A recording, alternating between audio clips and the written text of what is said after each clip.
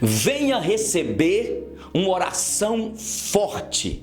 Você precisa de receber na nossa igreja uma oração forte. Você já ouviu essa declaração em rádios, na televisão, de alguns pastores que dizem o seguinte: você que está desempregado, você que sonha conquistar sua casa própria, você que está passando uma crise financeira, você que está solteira, precisando de arrumar um esposo, então venha na nossa igreja, na rua tal, para receber uma oração forte. Povo de Deus, será que existe oração forte e oração fraca? E esta é uma das artimanhas, estratégias dos vampiros, dos ladrões, que o capítulo de João 10:10 fala, que vem para roubar, matar e destruir. A estratégia desses líderes para poder arrancar de uma certa forma dinheiro do povo. Porque essas campanhas são feitas com esta declaração: a nossa igreja aqui, o poder de Deus manifesta. Aqui na nossa igreja, se você vier, nós iremos fazer uma oração forte e você não vai voltar de mãos vazias. Eles estipulam, marcam o horário da bênção, da prosperidade, do recebimento daquilo que você tanto sonha. E a pergunta continua: será que existe então oração forte e oração fraca? Queridos, não é por muito falar, não é pelo pastor ou seu apóstolo lá ter uma oratória, usar de palavras teológicas para poder tentar conquistar e obrigar Deus a responder, a abençoar. Não é por muito orar, ou não é por muito falar. Muitas vezes nós vimos que esses pastores, eles utilizam uma música para mexer com as pessoas, é ou não é? Não existe oração fraca, oração forte. Oração é intimidade com Deus. Oração é falar com Deus. Este Deus que nos adotou como seus filhos através de Jesus Cristo. Você fica atrás, meu irmão, minha irmã, do missionário, da irmã poderosa, daquela igreja que o pastor fala que vai determinar a bênção, vai determinar seu milagre, vai determinar a cura, vai determinar que os seus sonhos sejam conquistados. E aí eles utilizam os envelopinhos para você colocar um valor, porque afinal de contas, a oração é forte. Porque afinal de contas, você está indo naquela comunidade lá, e lá o poder cai, o milagre acontece. E ludibria. Estes líderes ludibriam os singelos, as pessoas humildes, com milagres camuflados. Mas é o que eu sempre digo: o povo gosta de ser enganado. O meu povo erra porque falta o conhecimento. Porque tu, ladrão, porque tu, megalomaníaco, pastor, apóstolo, missionário, não ensina o meu povo a palavra. Por isso o texto de João 10:10, que diz que o ladrão vem matar, roubar e destruir, ali não está falando do diabo, ali não está falando de Satanás, mas ali está falando exatamente dos pastores, dos líderes que enganam as ovelhas de Deus, dispersam as ovelhas de Deus, como aconteceu em Ezequiel, quando os pastores dispersavam as ovelhas. É isso. Então são os líderes megalomaníacos, e que você vê na rádio, na televisão, a propaganda dizendo: você vem para receber uma oração forte. Muitas vezes uma criança Uma singela criança faz oração rápida e Deus age. Uma irmãzinha humilde, que não tem conhecimento profundo das Escrituras, mas tem um coração quebrantado, contrito, compungido, ora a Deus e Deus faz, e Deus realiza. E estes líderes utilizam textos isolados, principalmente João capítulo 14, versículo 13, quando diz: e tudo que pedirdes ao Pai em meu nome eu farei, a fim de que o meu Pai seja glorificado. Eles tiram o final do versículo e só utilizam uma parte do versículo, dizendo: olha, está aqui, tudo que pedirdes ao Pai. E tudo é o quê? Tudo é dinheiro, é a casa de campo, é o apartamento, é o carro importado, é uma viagem para a Europa. Você que está carente é uma esposa, é um marido. Você que está com a sua vida falida é a prosperidade financeira. Então eles dizem, e muito veemente, aqui diz, meus irmãos, é tudo. E tudo que pedirdes ao Pai em meu nome eu o farei. E eles usam o texto e diz que eles vão determinar a cura, a bênção, o milagre. Eles marcam a hora e Deus fica sendo o subserviente deles. Eles assumiram a postura de deuses e Deus é o servo que tem de obedecer a agenda deles. É assim que acontece. Não existe oração forte e oração fraca.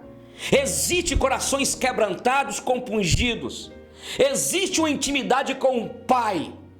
E este Pai, Ele só vai fazer para que o nome dele seja glorificado. Então há uma dúvida. E a dúvida primeiro é a seguinte: ora, se o texto diz, se tudo que pedis em meu nome eu farei, e eu estou orando e não está acontecendo, aí eles dizem, é porque você não tem fé. Você não tem fé. Sem fé é impossível agradar a Deus. Aí eles arrebentam a vocês falando sobre a fé. Então é porque você não tem fé, por isso que não está acontecendo um milagre, por isso que você não recebe, porque você não tem fé e não determinou o milagre. Segunda coisa, eles falam, é porque você está em pecado. É assim que eles falam. E eles usam ainda o texto de Isaías 59. Os meus ouvidos não estão fechados, os meus olhos não estão vedados, para não ver, não ouvir as orações do meu povo, mas são as vossas iniquidades. Então eles acabam dizendo, você não recebeu o milagre, você deu uma oferta, você entregou, mas você entregou sem fé, mas você entregou, mas está em pecado. E você então precisa de quebrar essa maldição, esse pecado que você cometeu, porque você está em pecado. Ou então, em terceiro lugar, a gente fica meio em dúvida. Ou então esse texto não é palavra de Deus. Afinal de contas, a gente estuda no seminário também que tem muita coisa que está na Bíblia que não foi Jesus que disse e que não foi declaração daqueles que ali declararam. Então, na verdade, o que precisamos entender é que não é falta de fé, não é por causa de pecado, o texto é verdadeiro, é palavra de Deus. A questão, eu volto a dizer, é porque eles pegam textos isolados. O final do texto diz, e tudo que pedirdes ao Pai em meu nome, eu farei, a fim, com o propósito do meu Pai ser glorificado. Eles não terminam. Nem tudo que você vai pedir a Deus, Deus vai realizar. Nem tudo aquilo que nós clamamos e pedimos ao Senhor, Deus vai fazer. E o texto fala, a fim de que o Pai seja glorificado. Sabe aquilo que você pediu? A oração que você tem feito? Sabe, você até falou assim, eu estou desistindo porque Deus não respondeu minha oração. Estou cansado, estou cansada. Sabe, é porque Deus... O propósito do Senhor não foi este.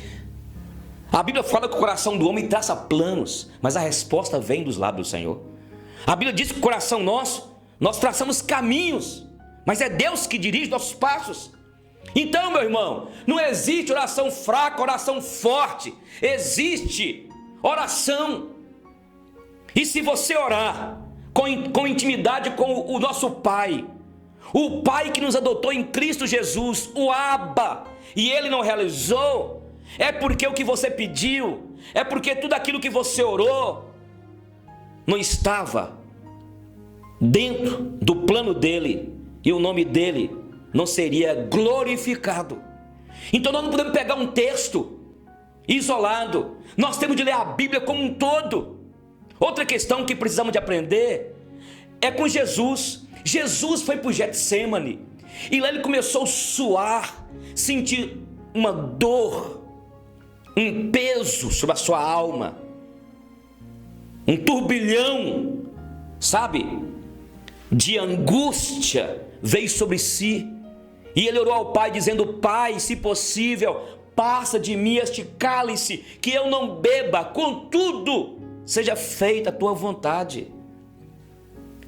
Então a oração nossa tem de ter esta compreensão: tudo que pedimos a Deus em meu nome, Ele fará, a fim de que o Pai seja glorificado. Então, se o Pai não foi glorificado, eu pedi e não recebi, é porque não foi glorificado. Em segundo lugar, porque não foi da vontade dEle.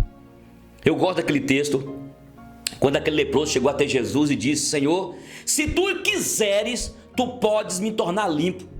E o Senhor Jesus o limpou, o purificou. Aprenda, crente, aprenda, meu irmão, que na nossa comunhão com Deus, nessa nossa caminhada de oração, ao usar esta arma que Deus nos deixou, precisamos de entender que quando oramos ao Senhor, temos de fazer como Jesus: se possível, Senhor, se não, seja feita a tua vontade, porque Deus sabe qual o melhor para a minha vida e para a sua vida. Oração forte e oração fraca não existe. Existe a vontade de Deus sendo estabelecida. Mas em terceiro lugar, nós precisamos de entender que tem horas que nós oramos e Deus não realiza, não responde como nós tanto queríamos. É porque todas as coisas cooperam para o bem daqueles que amam a Deus, daqueles que são chamados segundo o seu propósito. Essa luta que você está enfrentando com teu filho, essa privação, essa crise financeira, essa dificuldade louca que você está enfrentando aí, essa perda que você teve, esse desemprego, aprenda, tudo isso está cooperando, concorrendo para o seu bem, para que você cresça. É através disso que Deus está revelando a vontade dele na sua vida, para que você seja melhor. O grande reformador Lutero falava o seguinte: que o cristão não conhecerá a santidade de Deus a menos que ele passe pelo cadinho da provação. Era um forno, era um objeto onde colocava-se ali o ouro, e ele recebia aquele fogo, graus e graus de temperatura, até que aquele ouro derretia, e aí ele podia fazer o que queria com aquele ouro que estava ali. Qual objeto? O cadinho é esse. Quem sabe você está num cadinho, sendo exprimido, sendo provado. E bem-aventurado é você, meu irmão, que está passando pela prova. Bem-aventurado o varão que suporta com perseverança a provação, porque depois de ter sido aprovado, receberá a coroa. Entenda isso. Então não existe oração forte, oração fraca. Outros falam: vamos orar na madrugada, na manhã, na madrugada. Qualquer hora que você orar, é a qualquer momento. O que Deus quer de mim e de você é que nós sejamos submissos, é que nós possamos ficar quebrantados na presença dEle. Pare de ficar, minha irmã, de igreja em igreja, atrás do apóstolo, atrás do missionário, atrás daquela irmã de oração, a poderosa, a que ergue as mãos e dá aquelas revelações mentirosas, condicionadas. Isso mesmo, é o que mais acontece nas igrejas. Um monte de revelações desconexas, mentira, para emocionar você, para continuar deixando você nessa imaturidade. Aprenda, meu irmão, e saia, para de ficar de igreja em igreja. Fique na tua igreja, ore para o seu pastor, esteja com ele. Quem tem autoridade de orar pela sua família é você. É você que tem autoridade para orar pela sua esposa, pelo seu marido, pelos seus filhos. A maior autoridade está em você. Ora, a Bíblia diz em Hebreus capítulo 10, versículo 19 em diante: tendo, pois, irmãos, intrepidez ao entrar no Santos dos Santos, pelo novo e vivo caminho que Ele nos consagrou pelo véu. O véu do templo foi rasgado de alto a baixo. Na antiguidade, no Velho Testamento, o sumo sacerdote adentrava lá no Santo dos Santos e ali colocava no propiciatório o sangue para que Deus recebesse. Mas já foi colocado no sangue no propiciatório nos céus. O próprio Jesus se fez propício, propiciação pelos nossos pecados. E agora é você que tem ousadia, meu irmão. Se ouse a buscar a Deus e orar. Não fica aí procurando de igreja em igreja o poderoso, a poderosa, o poderoso, a poderosa. Elias, a Bíblia diz que Elias era um homem semelhante a nós, com as mesmas fragilidades, os pensamentos ruins. Vocês não imaginam os pensamentos ruins que eu tenho, de vingança, na área da sensualidade. Você acha que eu estou perfeito? Fica aí. Elias também tinha os seus pensamentos, as vaidades dele, como nós temos. E a Bíblia diz que ele orou a Deus e os céus foram cerrados por 3 anos e meio. Depois orou e choveu. O que o texto quer dizer? Que Elias orou naquele contexto. Quis mostrar, meu irmão, que eu e você hoje temos ousadia para chegarmos diante de Deus e orar a Deus pelos nossos problemas, e entendendo que, em primeiro lugar, se nós pedimos e se o nome dele for glorificado, se for para a glória dele, Ele fará, senão não fará. Não é falta de fé, não é pecado, não é porque a Bíblia é mentirosa. Em segundo lugar, é porque nós temos que entender que a vontade dele deve ser estabelecida. Mas em terceiro lugar, precisamos de aprender que quando ele diz não, e quando Deus não responde às nossas orações da maneira como queremos, o tudo que nós pedimos a ele, não recebemos nada. Tudo que pedis ao Pai, mas o tudo que eu pedi, recebi um tudo de nada. É por quê? Porque Ele está utilizando disso para revelar em nós a sua santidade. Seja um crente maduro. A Bíblia diz que o meu povo erra porque falta o conhecimento da palavra. Porque tu, pastor, porque tu, megalomaníaco, porque tu tem distanciado o meu povo. Desperta, igreja. Não existe oração forte e oração fraca. Existe oração. E se Deus quiser, Ele faz. E se Ele não quiser, Ele não faz. E nós somos simplesmente seus servos. Estamos aqui para obedecer. Estamos aqui para dizer: sim, Senhor. Sim, Senhor. Seja feita a tua vontade. Que Deus te abençoe.